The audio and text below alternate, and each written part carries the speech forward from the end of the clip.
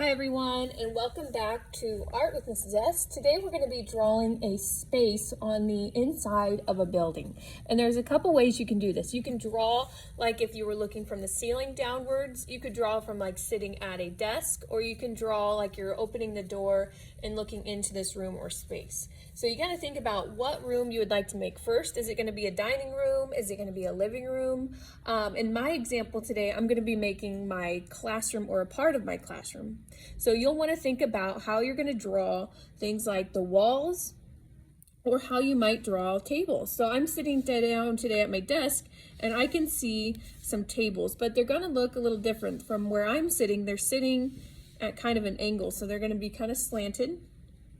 I do have some chairs sitting at those tables, so I can just see the tops of those chairs because they're pushed in. And I might see just the back of them here too.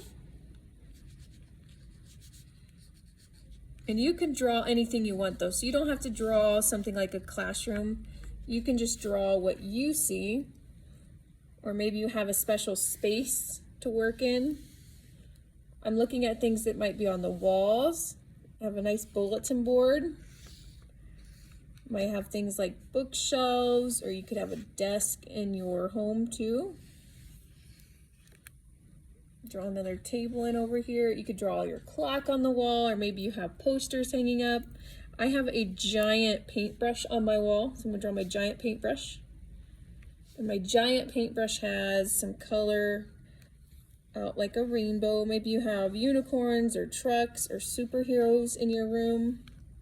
Maybe you're drawing the kitchen and you might see things like the refrigerator, or you could see other things in your home like a couch or other furniture. So whatever you're drawing is going to be much different. So now I have my room, I have my table, I can see some things on the wall.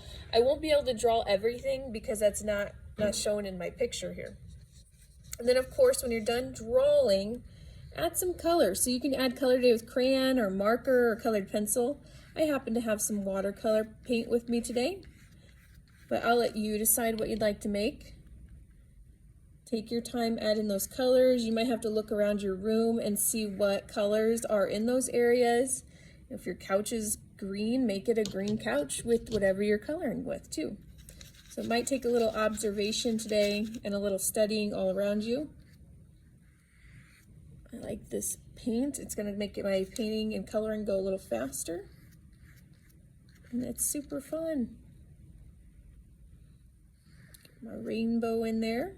And you don't have to have everything exactly like what you see in person. Sometimes there's a lot of details.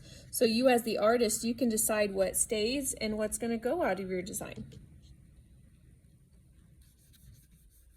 In those, my walls are kind of white. And my bookshelves and things are more brown. My tables are kind of brown too. My floor is kind of a grayish white.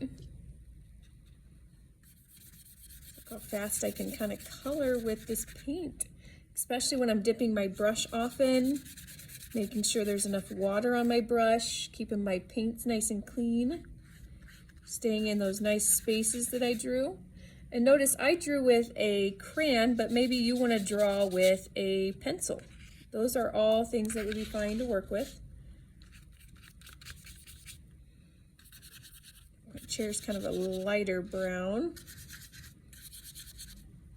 There you have it. There's my room. So when you're all done creating your room or your space, don't forget to take a picture and share to Padlet. And I can't wait to see all of the living spaces on the inside. Thanks for joining me today. Have fun.